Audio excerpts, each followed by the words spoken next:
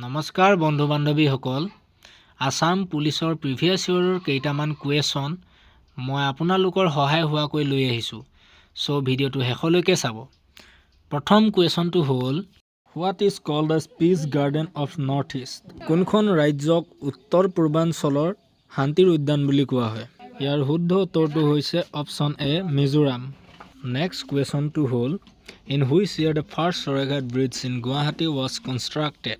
গুৱাহাটীৰ প্ৰথম শৰাইঘাট দলংখন কোন চনত নিৰ্মাণ কৰা হৈছিল? ইয়াৰ শুদ্ধ উত্তৰটো হৈছে অপশ্যন চি 1962 চন। নেক্সট কুৱেশ্যনটো হ'ল Who has won individual gold medal in Olympic Games? ব্যক্তিগতভাৱে প্ৰথম কোনে অলিম্পিকত স্বৰ্ণ পদক লাভ কৰিছিল? ইয়াৰ শুদ্ধ উত্তৰটো হৈছে অপশ্যন বি অভিনৱ বিন্দ্ৰা। নেক্সট কুৱেশ্যনটো হ'ল 1 megabyte equals to option A 1000 bits, option B 1000 bytes, option C 10 lakh bytes, option D 10 lakh bits. ইয়াৰ শুদ্ধ উত্তৰটো হৈছে option C 10 lakh bytes. Next question to হ'ল which fundamental rights was described by Dr. B.R. Ambedkar as the heart and soul of the Constitution?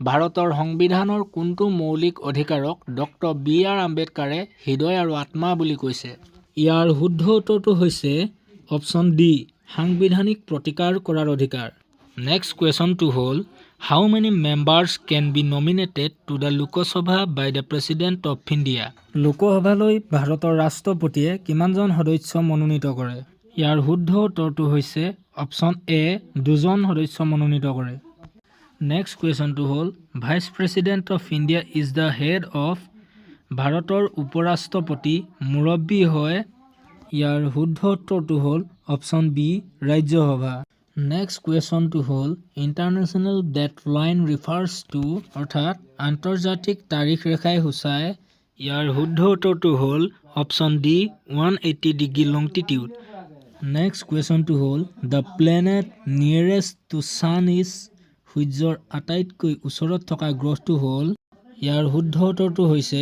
Option C বুধ next কুৱেশ্যনটো হ'ল Dilwara temple are in Dilwara মন্দিৰ অৱস্থিত ইয়াৰ শুদ্ধ উত্তৰটো হ'ল অপশ্যন বি মাউণ্ট আবু বন্ধু বান্ধৱীসকল আজি ভিডিঅ'টো ইমানতে সামৰণি মাৰিছোঁ চ' যদি ভাল লাগিছে লাইক কমেণ্ট এণ্ড ছাবস্ক্ৰাইব কৰিবলৈ নাপাহৰিব